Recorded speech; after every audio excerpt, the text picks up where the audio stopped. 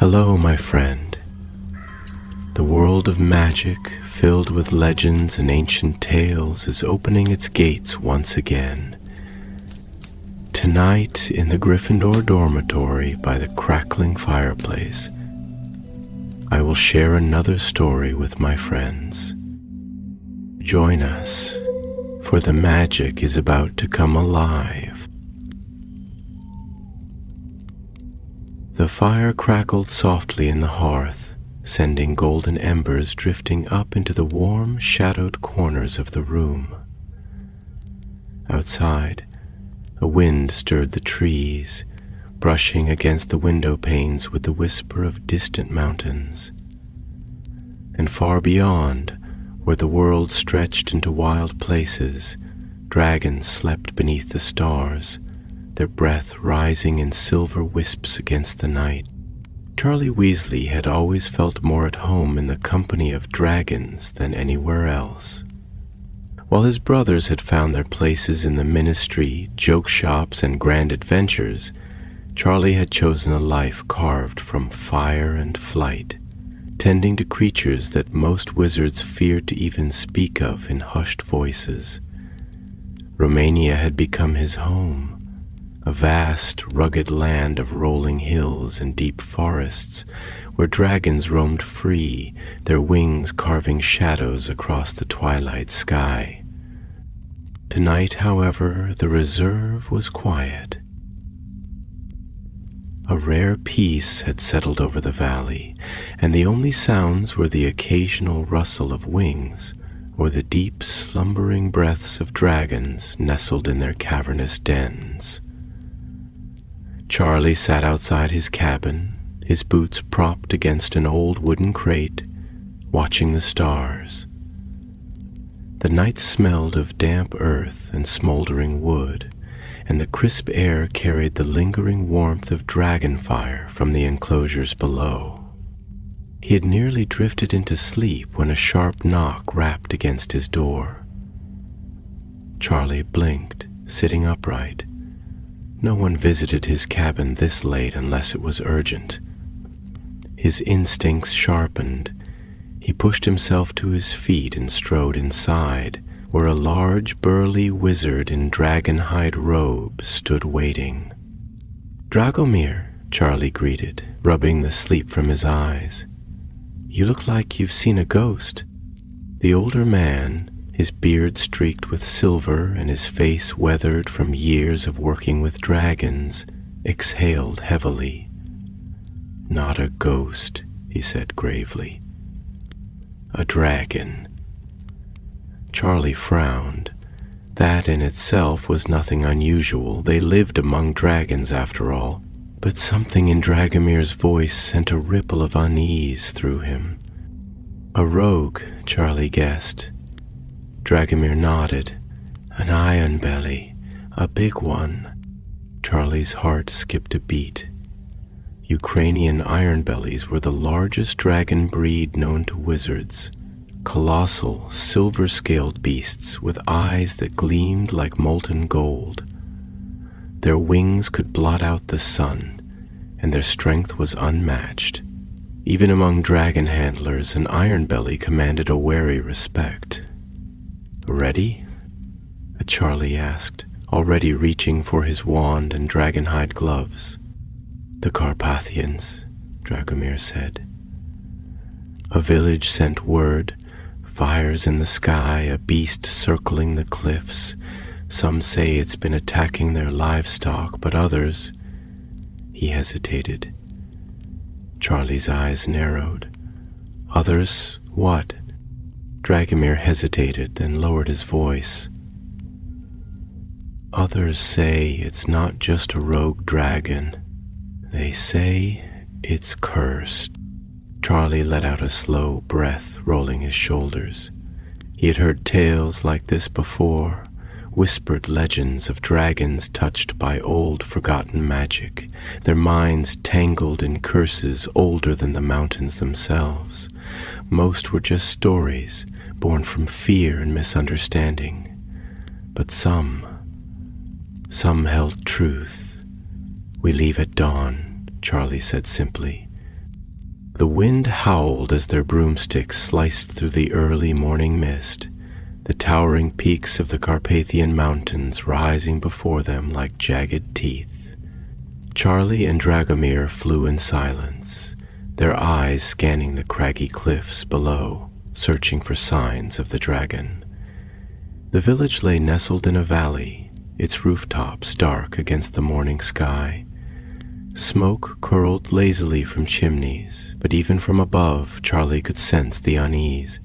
The air here was thick, charged with something he couldn't quite name.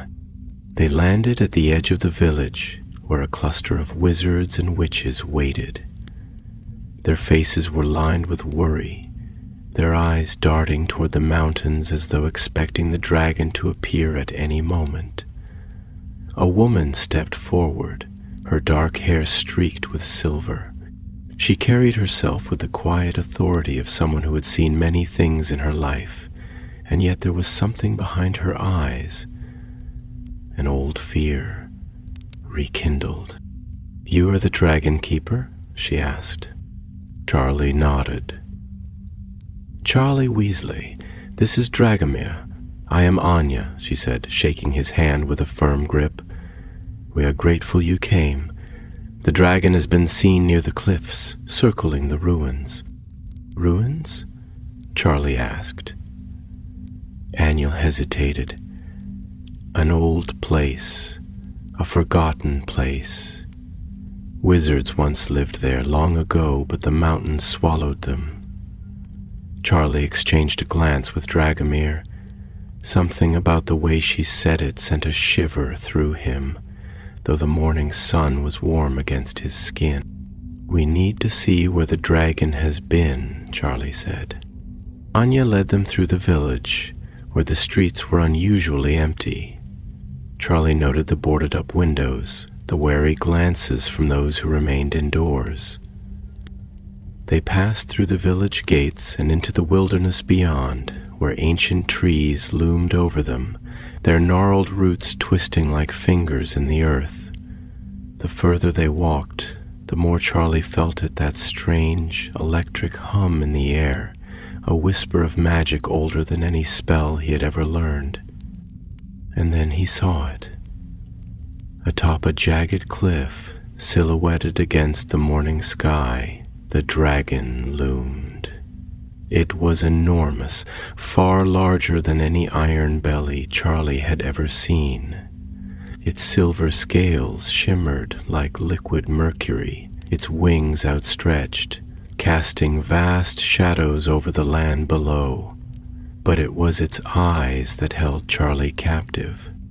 They burned, not with rage or hunger, but with something deeper, something ancient, something lost, and as the dragon turned its gaze toward him, Charlie knew with absolute certainty. This was no ordinary rogue. This dragon remembered something terrible, and it was waiting. The dragon did not move. It stood atop the jagged cliff, the wind pulling at the vast expanse of its wings, silver membranes stretched taut against the shifting sky.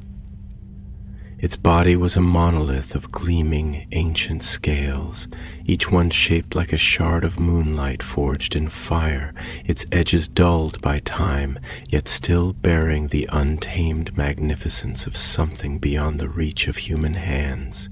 The great beast's breath curled into the morning air in slow, deliberate wisps of pale smoke, as though the mountain itself was exhaling alongside it, sharing in its exhaustion, its age, its memory. Charlie's feet felt planted in the damp earth, the weight of the scene pressing down on him in a way he could not quite describe. He had seen dragons before. Countless dragons, in fact, had crossed his path, their wild, unyielding spirits burning brighter than any fire they could summon.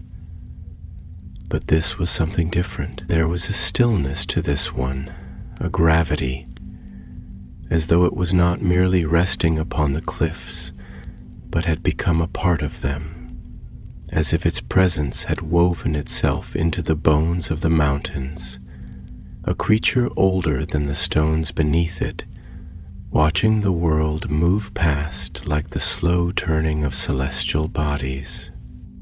And then the dragon's eyes met his.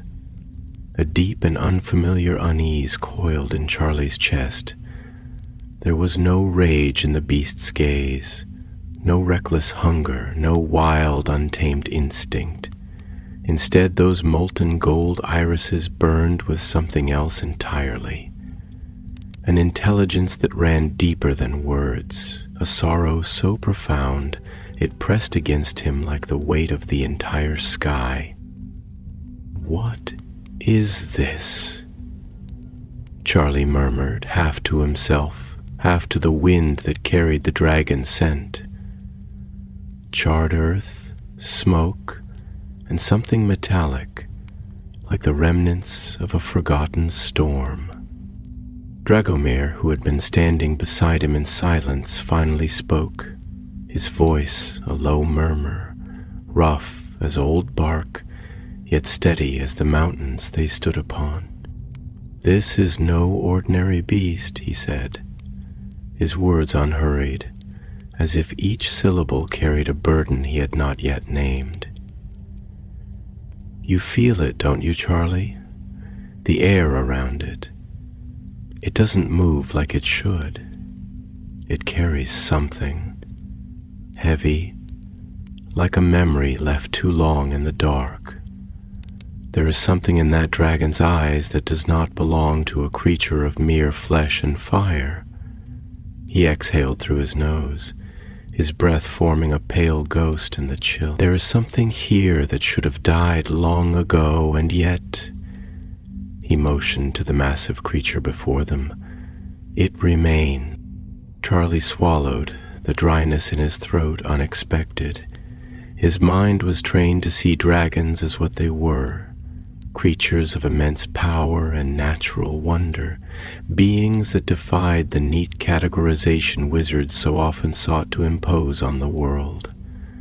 He had dedicated his life to them, learned their patterns, understood their temperaments, soothed their wounds, and at times felt the sting of their fire. But this was something beyond knowledge, beyond experience. This was myth made manifest, something that did not belong to the world as it was now, but to some older place, a place of whispered legends and lost names. He took a slow, deliberate step forward, the damp earth sinking slightly beneath his boot. The dragon's gaze did not waver, its golden eyes reflecting the world around it as if they held the entire sky within their depths. "Charlie." Anya's voice cut through the thick silence, soft yet sharp like the edge of a blade wrapped in velvet. "Do not go closer." Charlie turned his head slightly, his gaze finding hers. There was something in the woman's expression that made him pause. Not fear exactly, but something deeper. Something that carried the weight of knowledge she did not yet trust him with. "Why?" he asked, his voice quieter than before, the question barely rising above the wind. Anya's lips parted, but for a moment she hesitated, as if she were searching for the right words, as if the wrong ones might unravel something too fragile to name. "Because," she said finally, her voice measured, "this is not the first time we have seen this dragon." A silence stretched between them, thin as gossamer, yet heavy as stone. Charlie frowned. "What do you mean?" Anya exhaled, and for the first time he noticed the way her hands curled slightly, fingers pressing into her palms as though to keep them from trembling. "I mean," she said, voice barely above a whisper, that this dragon has been seen before, not just here, not just in this place, but in stories told long before any of us were born. My grandmother spoke of it, and her grandmother before her. They said it was cursed, bound to these mountains by something no wizard has ever been able to name. It has come and gone throughout the centuries, appearing when the sky is unsettled, when the wind shifts in ways it should not, when the earth whispers of things buried too long beneath it. Some say it is a spirit, others say it is a warning, but all agree on one thing. Charlie waited. The wind tugged at his cloak, a reminder of the world moving forward, even as the past clung to the edges of the present like a shadow that refused to fade. Anya's voice was quieter now, her gaze fixed on the dragon, as if afraid to meet his eyes when she spoke. They say it is searching for something. Charlie felt his pulse quicken. Searching for what? Anya finally turned to him then, and there was something unreadable in her expression, something ancient and knowing, something that did not belong to the present moment, but to the pages of forgotten books and the hush of stories told in darkened rooms. No one knows, she admitted, only that when it finds it, whatever it is, it will be the end of something. Charlie let out a slow breath, tasting the weight of the words in the air. He turned his gaze back to the dragon, watching as the wind moved around it like a river bending around stone. There was something waiting here, something vast and wordless, something older than fire and sky. And deep in his bones, Charlie knew the dragon had not come here by chance. It had returned, and this time it would not leave without what it sought. The wind coiled through the valley, restless and laden with something unsaid, something heavy. It was the kind of wind that carried voices, echoes of old stories whispered from the mouths of long-gone storytellers, fragments of warnings uttered in the language of shifting leaves and unsettled dust. It was the kind of wind that did not simply pass through the world, but listened to it, lingered within it, pressed itself into the bones of the mountains and the marrow of the earth, until the land itself seemed to hold its breath. Charlie felt it on his skin, colder than it should have been for a morning like this, colder than it had any right to be. It curled against his cheeks and the back of his neck, settling into the fabric of his dragon-hide jacket, threading into his hair like unseen fingers. It felt like the hush before a storm, the expectant silence before a great wave crashes against jagged cliffs, the brief and fragile stillness before something ancient and unshaken opens its eyes. The dragon had not moved, and yet Charlie could feel its presence in his chest, deep and unrelenting, like the weight of a dream that had followed him out of sleep. He exhaled slowly, grounding himself, willing his breath to steady. This was not fear. Fear was too simple a word for what settled in him now. It was something else. Something like reverence, like standing at the edge of an ocean too vast to comprehend, knowing that beneath its surface lay depths untouched by light, mysteries older than time.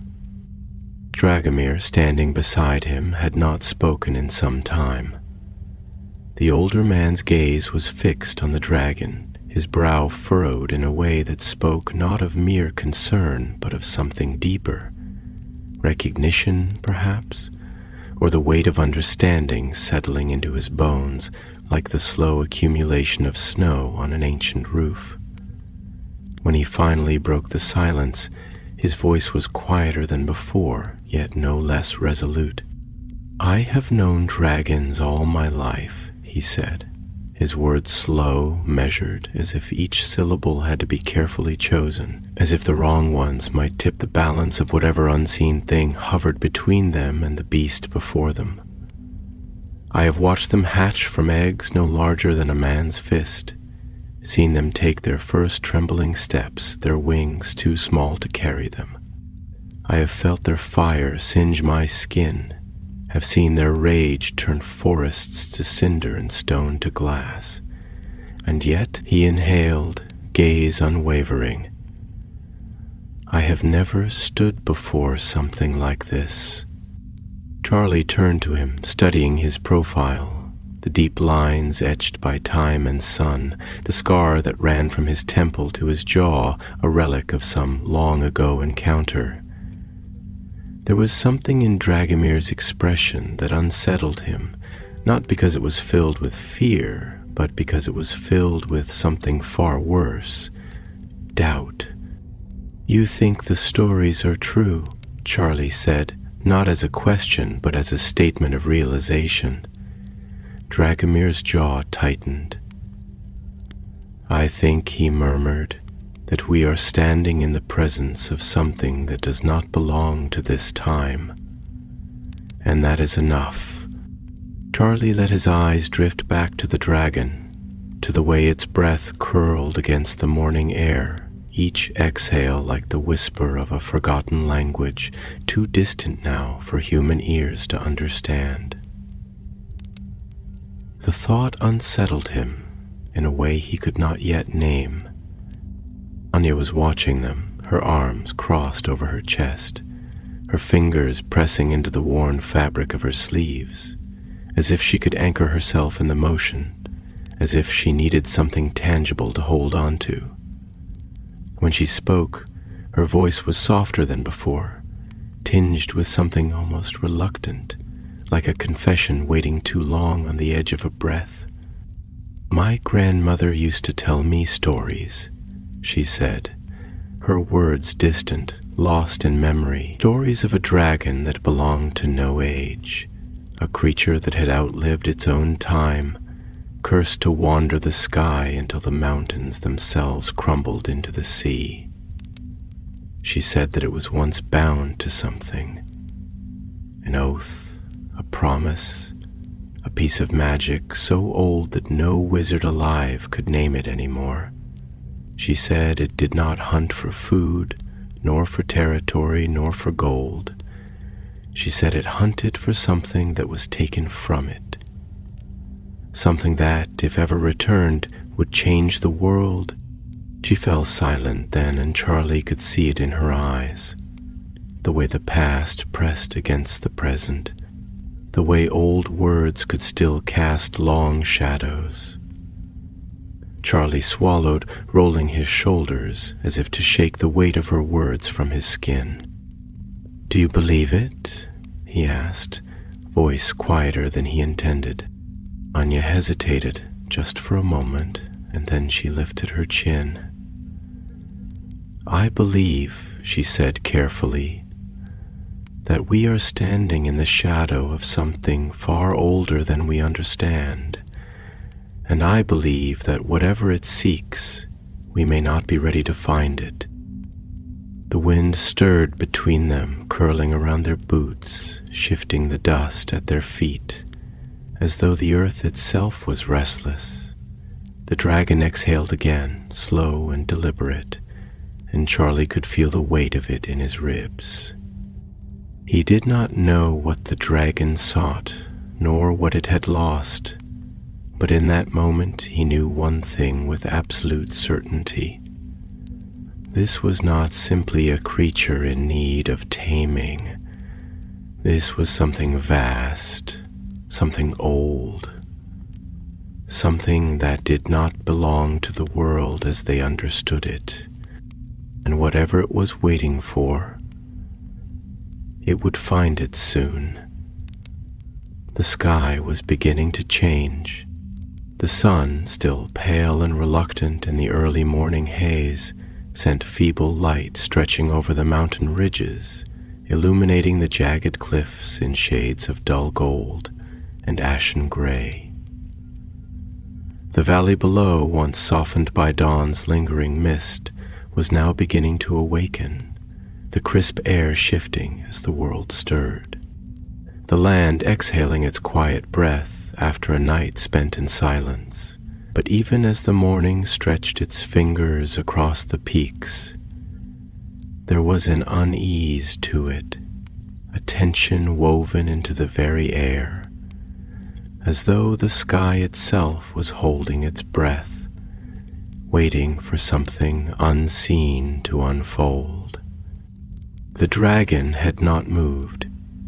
It remained perched upon the cliffs, its silver scales catching the meager sunlight, glinting like wet stone after a storm. Its presence was heavy, almost unbearable, like standing at the base of a mountain that should not exist, knowing that to climb it would be to step into something beyond understanding. It watched them with those deep, molten gold eyes, unblinking, unreadable, its gaze a weight upon the earth itself. Charlie could feel it pressing against his chest, the weight of something vast, something ancient, something that did not belong to the simple understanding of wizards and spells and the taming of creatures. He had spent his life working with dragons, learning their language, their moods, their instincts, their fears. He knew their hunger, their pride, their rage. He knew how to soothe them, how to earn their trust, how to respect the fire that burned within them. But this was something else. He swallowed hard, feeling the chill of the wind coil around him, threading through the fabric of his cloak, slipping beneath his collar, curling against the bare skin of his neck. The cold did not feel natural. It was not the sharp bite of morning air, nor the lingering frost of high altitudes. It felt old, as if it had been carried from another place, another time, something that did not belong to the warmth of sunlight and waking valleys. Dragomir shifted beside him, the movement slight, barely more than the flexing of his fingers against the hilt of his wand, but it was enough to break the silence. When he spoke, his voice was quiet, almost contemplative, as if he were speaking more to himself than to anyone else.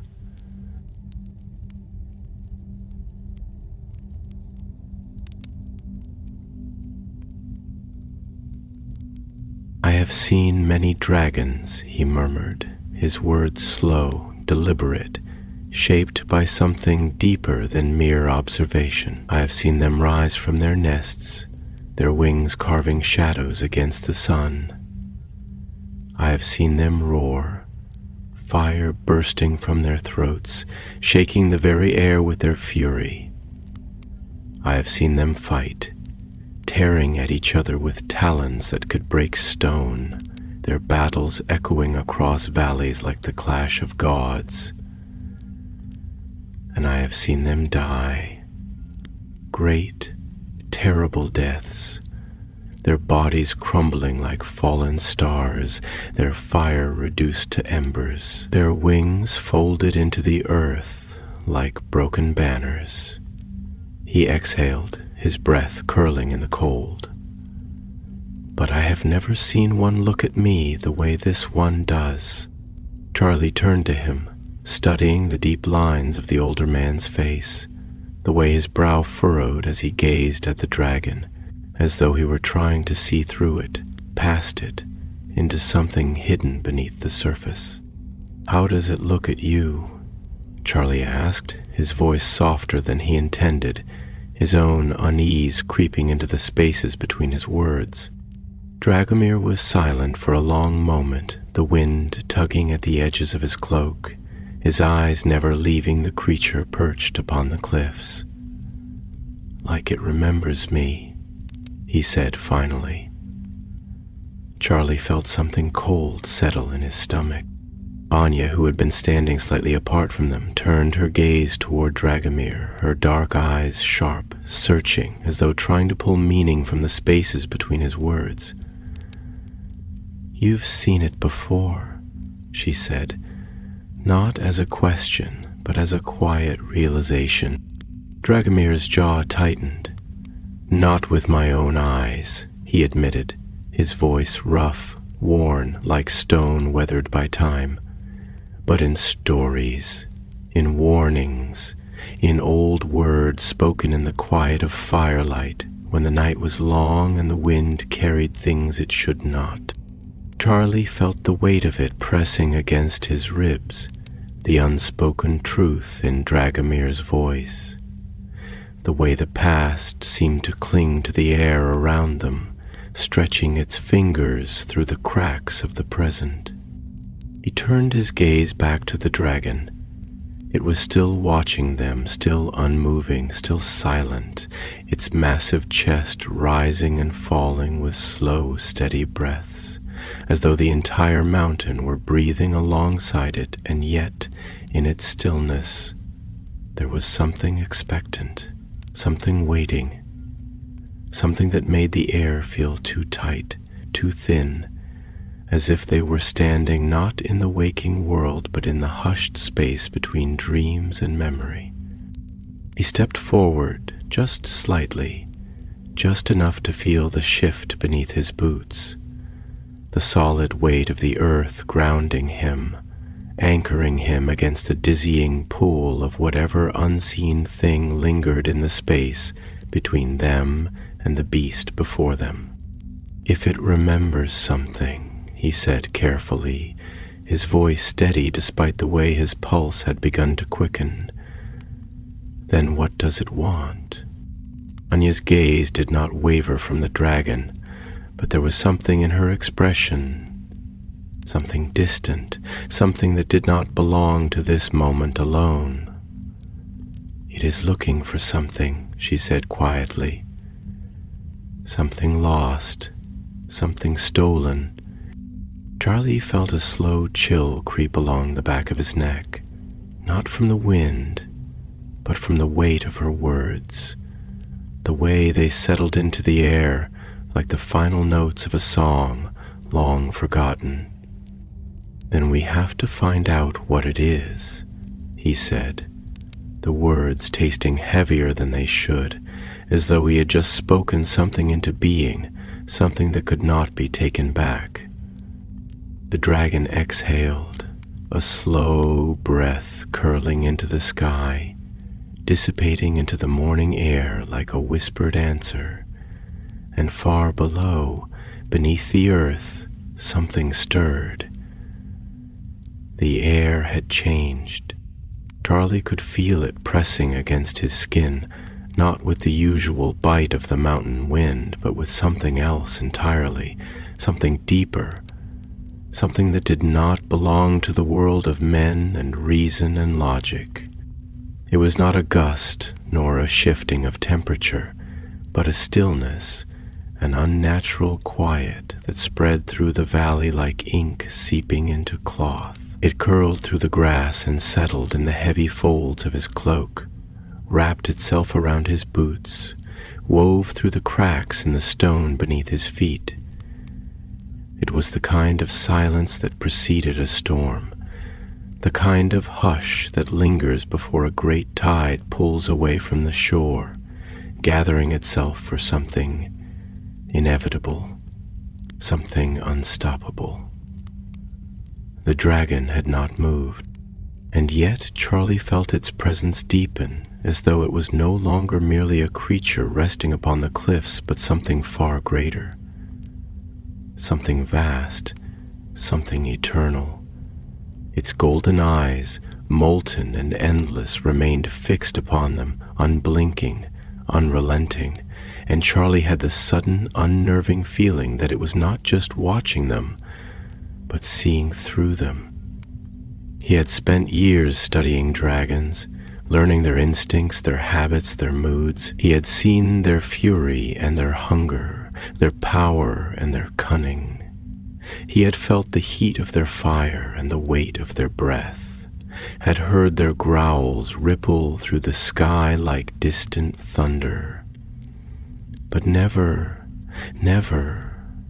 had he felt this. This was not the gaze of a beast. This was the gaze of something that remembered. Dragomir shifted beside him, exhaling through his nose, the sound barely more than a whisper against the stillness. Charlie did not turn to look at him, but he could sense the older man's thoughts in the way his fingers flexed at his sides, in the way his weight shifted ever so slightly, his boots scraping against the loose gravel beneath them. "This is wrong," Dragomir murmured finally, his voice low, steady, careful, as though he feared that speaking too loudly might disturb whatever fragile balance was holding the air together. "This is not how a dragon behaves. Not even the oldest ones.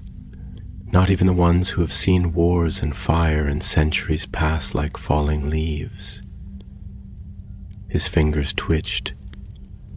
"This one does not belong to time." Charlie inhaled slowly, steadying himself, forcing his mind to remain anchored in the reality of the moment, though every instinct within him whispered that something beneath the surface of the world was shifting. "You keep saying that," he said finally, his voice quieter than he intended, as if the very air had stolen his breath before he could fully form it. "That it doesn't belong here, that it doesn't belong to time." He turned his gaze toward Dragomir then, studying the older man's profile, the deep lines of his face, the shadow of old scars tracing his skin like the remnants of forgotten battlefields. "What does that mean to you?" Dragomir did not answer at once. Instead, he remained still, his eyes fixed upon the dragon, his expression unreadable, though something in his jaw tightened, something in the furrow of his brow deepened. And then, finally, he exhaled, a slow, measured breath, as though he were releasing something he had been holding onto for far too long.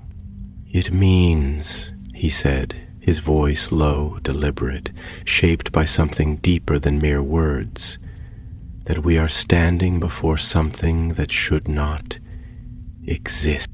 Charlie frowned slightly, waiting, listening, letting the weight of Dragomir's words settle into the marrow of the moment.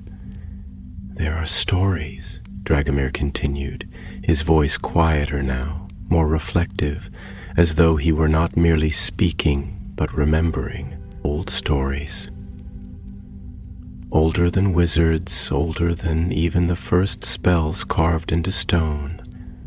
Stories of creatures that were never meant to be tamed, never meant to be bound by the rules of the world we know. Creatures that did not merely live in the sky, but were part of it. Creatures that carried things within them, things that do not die, things that do not fade, things that wait. Charlie felt something cold settle beneath his ribs. "What things?" he asked, though he already suspected the answer. Dragomir's gaze flickered toward him then, just for a moment, and Charlie saw it there. Something ancient, something wary, something that had lived in the shadows of old tales for too long. "Memories," Dragomir said finally. "Oaths, curses." He turned his gaze back to the dragon, and for a moment his voice was distant, detached, as though he were speaking not to Charlie but to the air itself. "Things that do not belong to flesh and blood alone." Charlie let the silence stretch between them, heavy and unspoken, before he turned his gaze back to the dragon. The creature had not moved, had not stirred, had not done anything that a normal dragon should do. And yet, there was something in its stillness that made the air feel too thin, something in its gaze that felt too full, too knowing, too waiting. Charlie felt the wind shift again, curling around his boots, whispering through the trees, threading itself into the cracks of the cliffs like an unseen force pushing against the edges of the world. And for the first time in his life, he did not feel like a man standing before a dragon. He felt like a man standing before something that had already seen his future. Anya, who had remained silent until now, finally spoke, her voice soft, measured, thoughtful.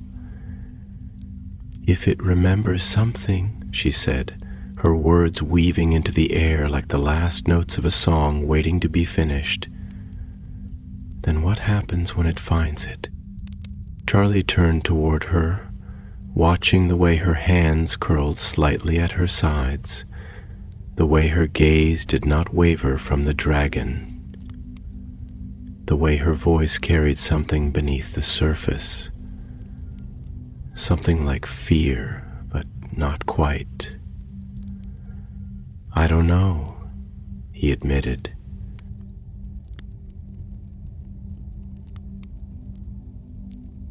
Anya's eyes met his, and there was something unreadable there, something that did not belong to the present moment alone.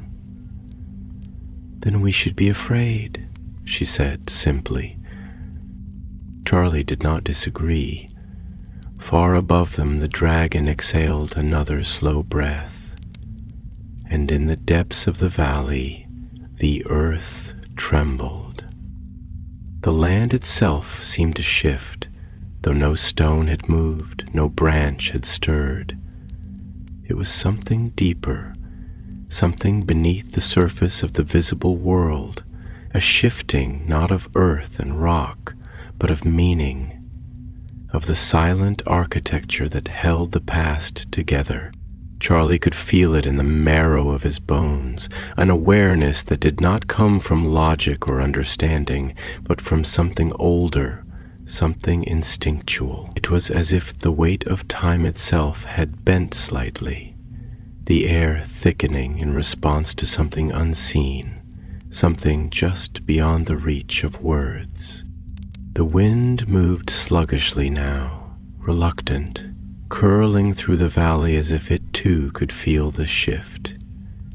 It did not rush, did not dance, did not whisper. It dragged itself between the cliffs, tracing invisible patterns in the dust, pressing against Charlie's skin like a slow tide pulling back, waiting for something to crash forward in its place. The morning sunlight, pale and uncertain, seemed thinner than before, as though the world itself had forgotten how to hold on to warmth. Even the trees that lined the distant slope stood eerily still, their skeletal branches rigid against the sky, listening. And still, the dragon watched them. Charlie's breathing was steady, but each inhale felt slightly heavier, as though he were standing at the edge of something vast, something that did not belong to the narrow corridors of ordinary time. The beast's golden eyes did not waver, did not blink, did not shift with the restless manner of living creatures. It was a gaze unlike anything Charlie had ever encountered. Not the sharp, assessing glint of a predator, nor the wary observation of an animal weighing its surroundings. It was something else, something deeper, something that seemed to reach past him, through him, as if it were not looking at him, but at every version of him that had ever existed or ever would. And then Dragomir spoke, his voice slow, steady, yet carrying within it a weight that had not been there before. "There are stories," he murmured, not looking away from the dragon, as though he were speaking more to the air itself than to any one of them. "Stories older than this valley, older than the villages that once stood here, older than the mountains that now shelter them. Stories that were whispered before wizards learned to carve runes into stone, before magic was something that could be taught and measured and controlled. Stories of creatures that were never born, never hatched, never raised from egg or flesh, but simply were. He exhaled, his breath curling in the cold. They did not belong to the world as we know it, because they were never meant to. They were not bound by time as we are, nor by death. They did not grow old, did not die, did not fade. Charlie turned to him slightly, his brow furrowing, though he did not speak, did not interrupt. There was something in Dragomir's voice, something in the careful way he shaped his words that told him that what he was saying had been carried in silence for far too long. They were called many things, Dragomir continued, voice quieter now, as if the mountains themselves might be listening. But none of those names remain. Wizards have forgotten them or chosen to forget, but the land does not forget. The wind does not forget. And this, he gestured toward the dragon with a slight motion of his hand, his fingers curling subtly as though trying to grasp something just out of reach. This is one of them. Charlie felt something tighten in his chest, though he could not name the feeling, a kind of awe perhaps, or unease, or something deeper, something more unsettling. He had always thought of dragons as magnificent, as powerful, as creatures of fire and fury and endless untamed beauty, but he had also always thought of them as just that, creatures, beings of flesh and instinct, beings that lived and breathed and burned, beings that could be understood, even if they could never be controlled.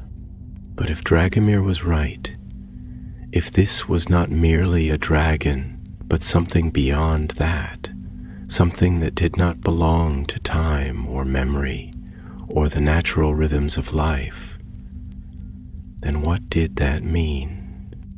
What do you think it's waiting for? Charlie asked finally, his voice quieter than before, not because he feared the answer, but because he wasn't sure he was ready to hear it.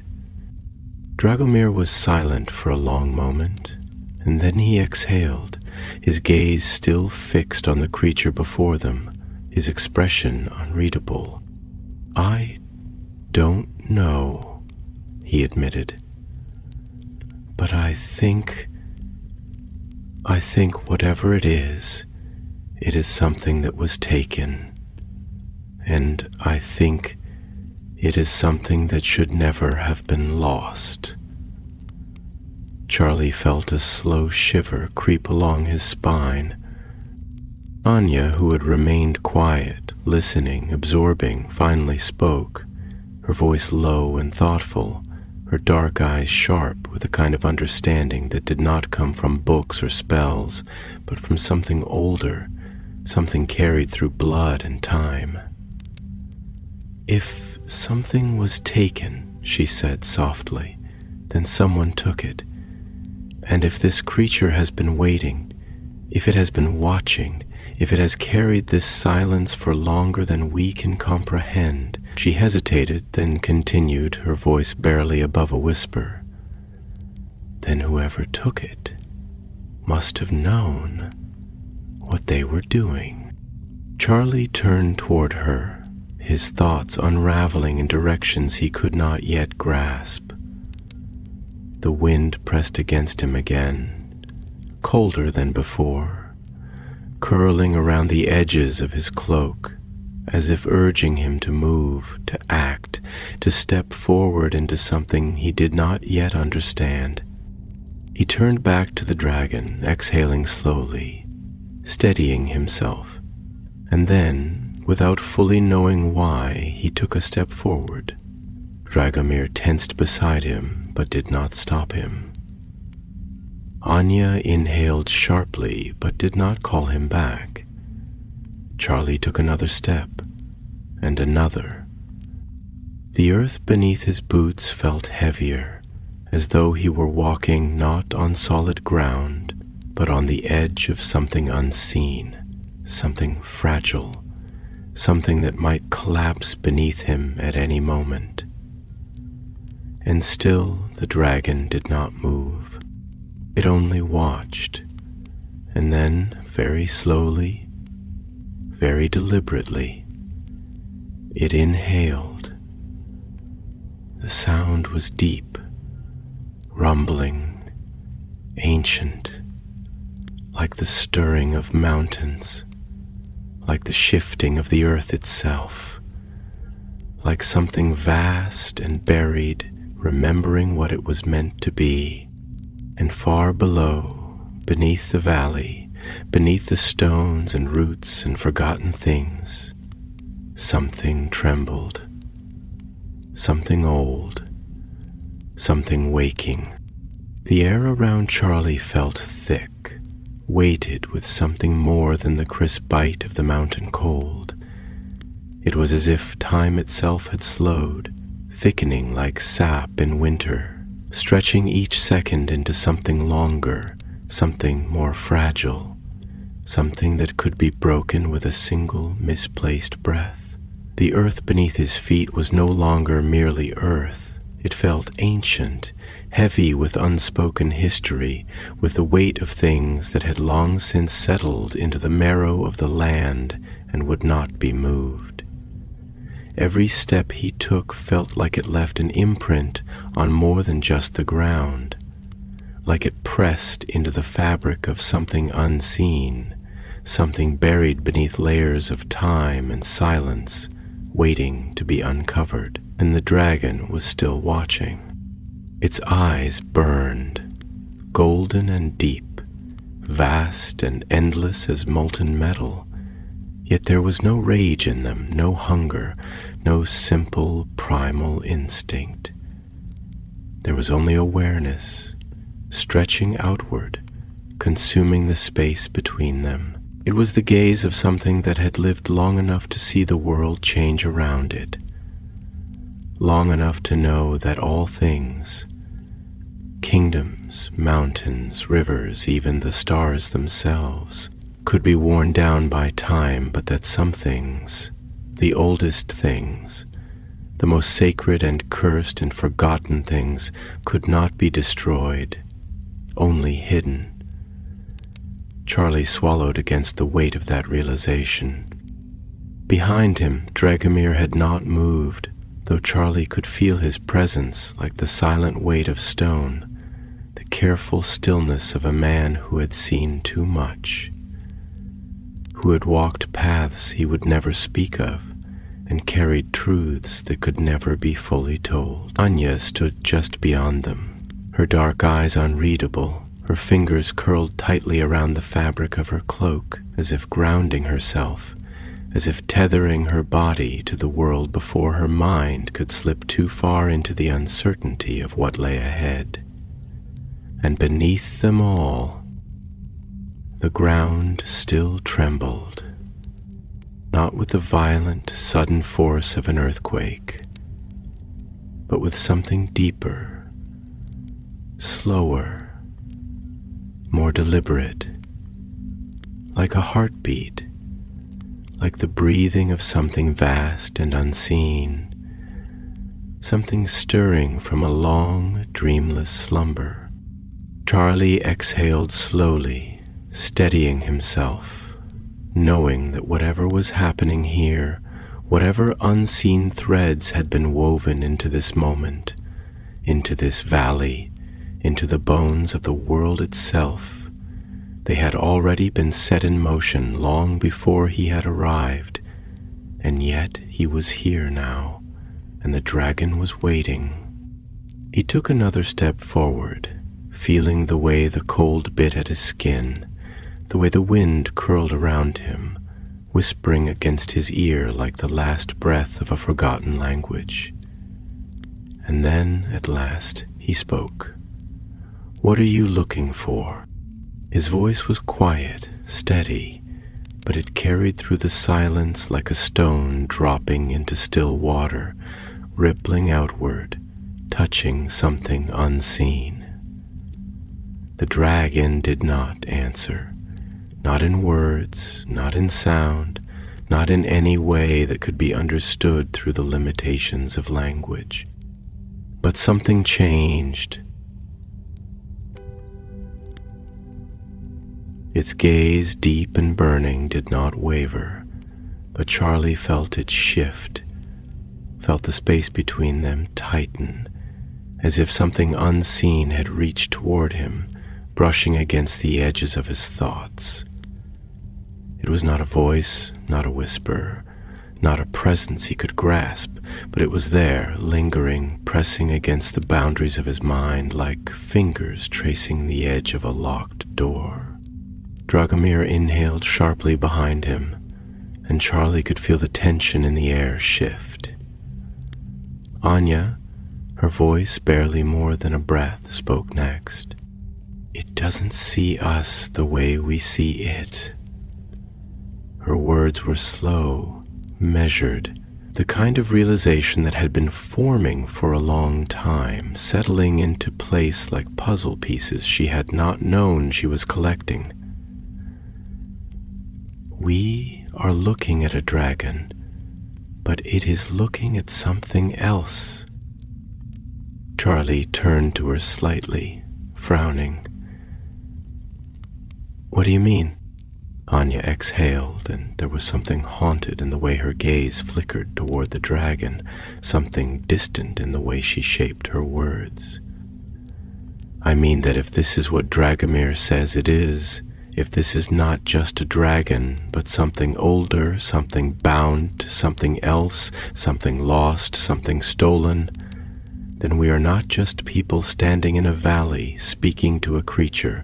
We are standing inside a story that began long before we were born." And I think she hesitated, her fingers tightening against her cloak, her breath curling in the cold.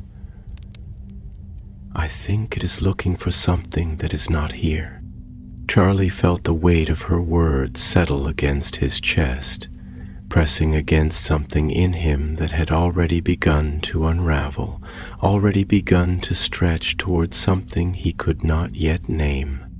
And then Dragomir spoke, his voice low, rough, carrying the weight of something ancient. "It is looking for the past." The words sent a shiver down Charlie's spine. The wind shifted again, colder now, sharper, as if the valley itself had turned its attention toward them, as if the unseen presence that had been lingering just beyond the surface of things had leaned in closer, listening. The dragon inhaled once more, slow and deliberate, and the ground beneath them trembled in response. Charlie swallowed against the feeling settling in his bones. If this dragon was looking for something lost, if it was bound to something stolen, if it was waiting not for them, but for something deeper, something beyond the reach of the present moment, then what would happen when it found it? And what if it never did? The thought chilled him in a way the wind never could. He took another slow breath, steadying himself, pushing back the weight of uncertainty, the slow, creeping realization that whatever was happening here, whatever threads of fate had pulled them to this place, they were already too deep to turn back. Charlie had spent his life understanding dragons, studying them, caring for them, but this was something else. This was not a creature to be tamed. This was something older than fire itself, something that had been waiting long enough to make the world itself remember. And the world was waking. The sky had darkened, not with the coming of night, but with something heavier, something older. The wind no longer moved in simple currents of air, but in slow, deliberate waves, pressing against Charlie's skin like unseen hands reaching through the fabric of time. The valley stretched wide around him, its bones made of stone and memory, the very earth carrying the weight of something unspoken, something waiting. The jagged cliffs loomed like the remains of ancient teeth, their edges sharp against the dimming light, and the trees that clung to the slopes stood silent, their gnarled branches twisting like fingers poised between life and death. And at the center of it all, the dragon remained. Charlie could feel its presence in his chest, not merely as something he could see, but as something he could sense, something vast, something endless, something that did not move with the simple rhythms of flesh and hunger, but with the deep, unrelenting pull of history itself. The great silver beast had not shifted from its place atop the craggy outcrop, its immense form outlined against the shifting sky, its molten gold eyes locked onto something beyond them all. It did not look at them as a creature would look at men. It looked through them, as though they were nothing more than shadows passing across the surface of something greater, something older, something it had seen before and would see again. Charlie inhaled slowly, feeling the weight of the moment settle into his bones. He had stood before dragons many times, had faced their fire, had felt the force of their breath like the tide of a storm, had met their fury with patience, with understanding. But this was different. This was not the wild, untamed energy of a beast fighting to survive. This was not instinct or hunger or the natural order of predator and prey. This was something else entirely, something ancient, something that had been waiting for too long. Behind him, Dragomir exhaled, the sound barely more than a whisper, lost in the thick stillness of the air. "You can feel it," the older man murmured, his voice low, steady, shaped by something deeper than mere words. "I know you can." Charlie did not respond, not immediately. He only nodded, barely more than the slightest motion, his gaze still fixed on the creature before them. Dragomir continued, his voice carrying the weight of something long buried. "It is not only a dragon," he said, the words slow, deliberate, each one settling into the space between them like stones dropped into deep water. "It is a memory. It is a promise. It is a wound left open for too long." He exhaled again, his fingers flexing slightly at his sides, his eyes dark beneath the shifting light. "And we have stepped into its story." Charlie turned toward him, his mind turning over the words, unraveling them, feeling the edges of something larger pressing against the limits of his understanding. "If that's true," he said finally, his voice quieter now, thoughtful, careful, "then what does it want? What is it waiting for?" Dragomir did not answer at once. He hesitated, his gaze lingering on the dragon, his expression unreadable, as though he were trying to pull something from the air itself, something just beyond his reach. Then, softly, he spoke. "Reckoning," the word hung between them, heavy as stone, soft as smoke, a thing both vast and fragile. Charlie felt the weight of it settle in his chest, pressing against something he did not yet have the words to name. Anya, who had remained silent until now, stepped forward slightly, her dark eyes filled with something that was not fear, but understanding. "You think this is justice," she said, not as a question, but as a quiet realization. Dragomir inclined his head slightly, his expression still unreadable. "Not justice," he corrected, his voice carrying the echo of something older, something long buried. "Remembrance." Charlie swallowed, the cold pressing deeper into his skin. He turned back to the dragon, to the great, unmoving form that still loomed above them, to the weight of its presence stretching across the valley, to the quiet, waiting stillness in its molten gaze. And then, without knowing why, without thinking, without hesitation, he took another step forward. The moment his foot touched the ground, something shifted. The wind, which had been thick and slow, suddenly rushed forward, curling around him, threading through his hair, pressing against his skin like unseen hands reaching, grasping.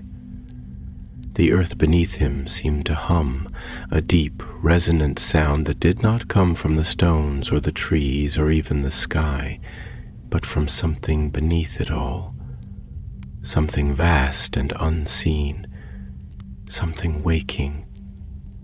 And then the dragon moved. Slowly, deliberately, it unfolded itself, rising to its full, immense height, its wings shifting slightly, the vast silver membranes catching the fading light, reflecting it in strange, broken fragments, like shattered moonlight upon the surface of dark water. Its breath curled in the cold air, coiling upward, dissipating into the thickening dusk. And when it finally spoke, the sound was not a roar, not a growl, not a simple animalistic noise. It was something deeper, a sound that did not belong to the present, a sound that did not belong to time.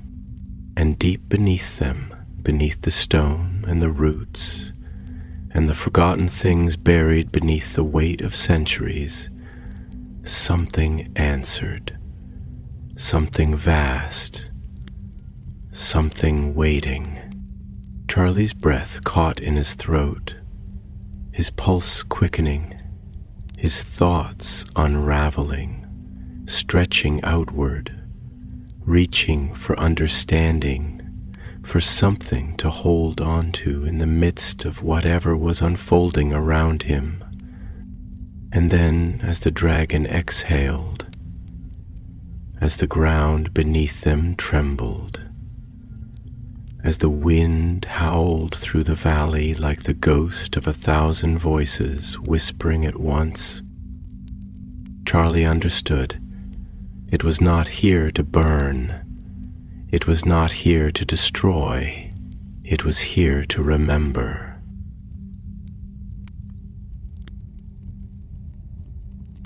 And soon the world would remember too. The world had slowed to a breath, stretching time into something malleable, something thick, something that no longer obeyed the simple rules of morning and night, past and present, man and beast. The sky, once an open expanse of endless blue, had turned into a vast dark vault, the color of iron just before a storm, the light stretching thin at the edges as though the horizon itself were retreating, pulling away into something unknowable. The valley stood still beneath that heavy sky, its bones made of stone and silence, its air thick with the weight of something unseen. The wind, once restless, now pressed against the skin like an invisible tide, neither warm nor cold, but charged with something deeper, an old electricity, the hum of something vast and unseen, something waking beneath the surface of things. And at the heart of it all the dragon stood, no longer simply a creature of flesh and scale and fire, but something greater, something older. Charlie could feel it in the marrow of his bones, the way the beast's presence stretched through the air, the way its golden eyes did not simply see him, but knew him, knew them all, knew the weight of every step they had taken to arrive at this place, knew the choices that had led them here and the ones that would follow. It was not simply watching, it was remembering. Charlie exhaled slowly, the breath catching slightly at the edges of his lungs. And in that moment, he understood something he had not before. He had always thought of dragons as creatures of instinct, of hunger and fury and flight, but he saw now that this was not the full truth. They were not merely animals, not merely beasts of fire and air. They were something else, something woven into the fabric of the world itself, something that carried the weight of history in their wings, something that did not simply exist within time, but held time, bore it, carried it forward with each beat of their colossal hearts. His dragon was not lost. It had only been waiting. Dragomir, standing beside him, had not spoken for some time, but now he did, his voice low, slow, careful, as if shaping each word was an act of reverence, as if to speak too harshly might fracture the moment, might send something delicate and ancient shattering into dust. "There are moments," the older man murmured, his breath curling in the cold air, "when the world shifts beneath our feet, when the veil between what was and what is grows thin, when the stories we have forgotten press against the edges of the present, demanding to be heard. We do not choose these moments, they choose us. They find us when we are least ready for them, when we are looking in the wrong direction, when we are thinking of something else, something smaller, something safer." He inhaled deeply, his gaze still locked on the dragon. "And when they find us, we have a choice. We can pretend not to see. We can close our eyes, step back, let time move forward as though nothing has changed, or..." He trailed off, his fingers flexing slightly, his expression unreadable. "Or we can listen." Charlie swallowed, the sound barely audible, and when he finally spoke, his voice was quieter than before, barely above the wind. "What do you hear?" Dragomir did not look at him, but after a long moment he answered, "A name." The word settled between them, heavy as stone, soft as the final note of an old song. Charlie felt something tighten in his chest. He turned his gaze back to the dragon, his mind reaching, stretching, trying to grasp the shape of what was happening, trying to understand what it meant that a creature of such impossible size and age and power could carry something as small, as fragile, as a name. Anya stepped forward then, her breath slow, her dark eyes sharp, though there was something unreadable in them, something distant. "If it remembers a name," she said carefully, "then it remembers a person. And if it remembers a person..." She exhaled, her voice dipping into something softer, something more uncertain. "Then it is not looking for a place. It is not looking for an object. It is looking for someone." Charlie felt the weight of her words settle into his bones, and in that moment he knew. Deep in his chest, beneath the surface of logic and reason, in the quiet, instinctive place where understanding lives before it is named, that she was right. The dragon was not searching for gold. The wind howled suddenly, sharp and wild, racing through the valley like a living thing, stirring the dust at their feet, sending loose stones tumbling down the slopes. And above them the dragon spread its wings, not to take flight, but as if to hold something, to carry something unseen. And then it spoke, not in words, not in sound, but in something older than both, a feeling, a memory, a single thought pressed into the marrow of the world. I have waited long enough. And then the valley shook. The earth trembled deep beneath them, not in violence, not in destruction, but in recognition. The stones, the trees, the air, they all knew. They had always known. And Charlie, standing there, feeling the weight of time press against his skin, feeling the eyes of something older than empires locked onto him, knowing somehow that he had stepped into a story that had been waiting for him long before he had been born.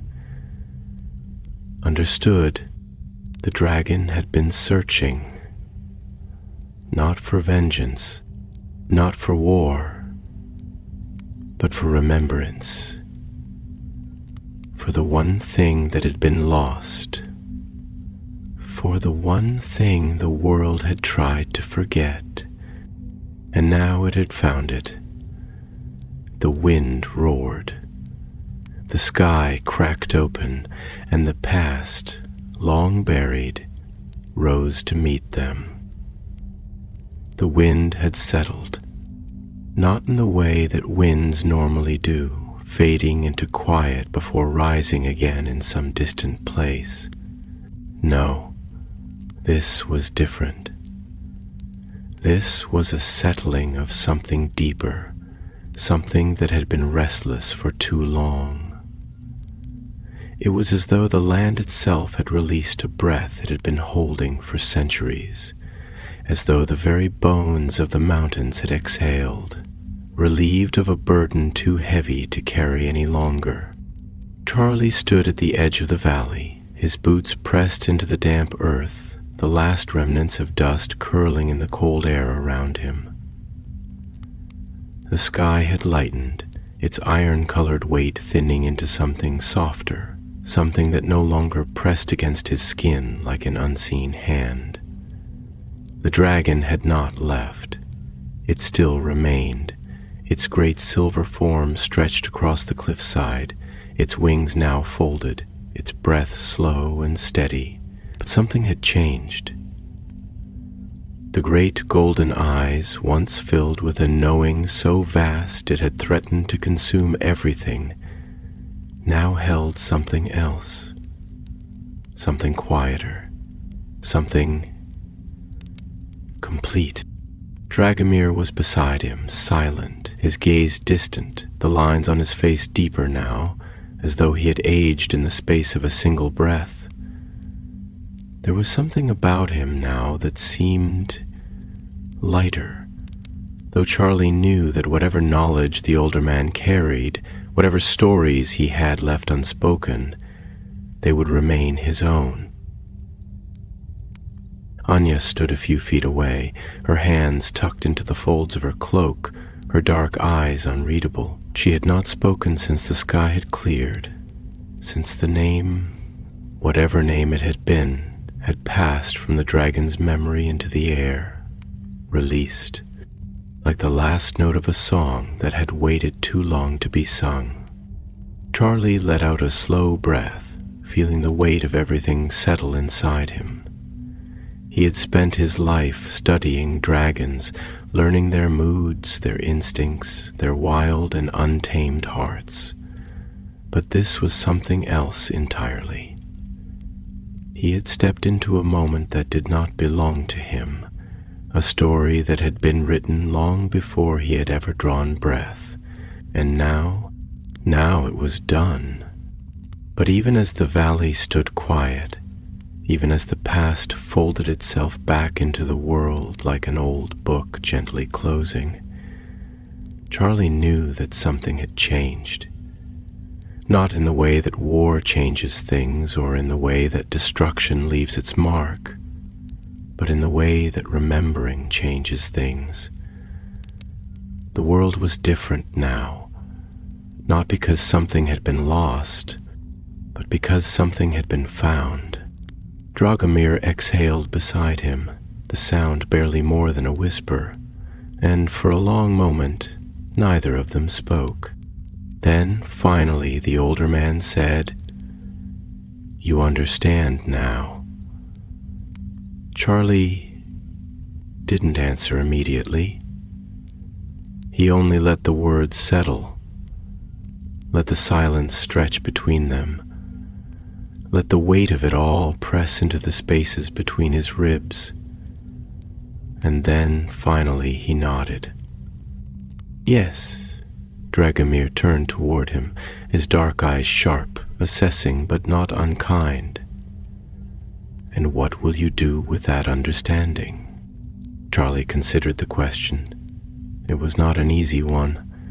The world had not changed, not in the way that people expected change to happen.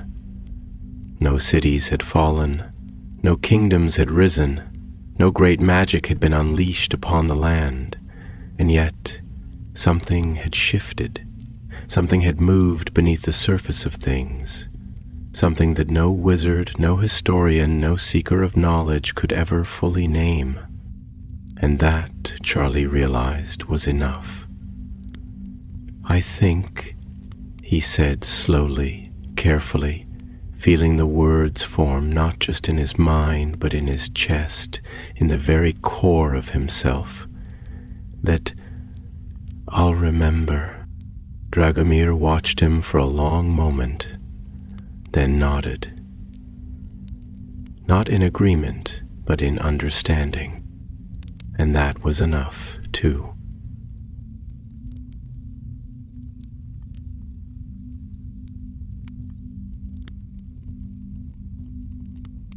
The dragon stirred then, shifting slightly, stretching its vast wings before settling once more, its breath curling into the thinning sky.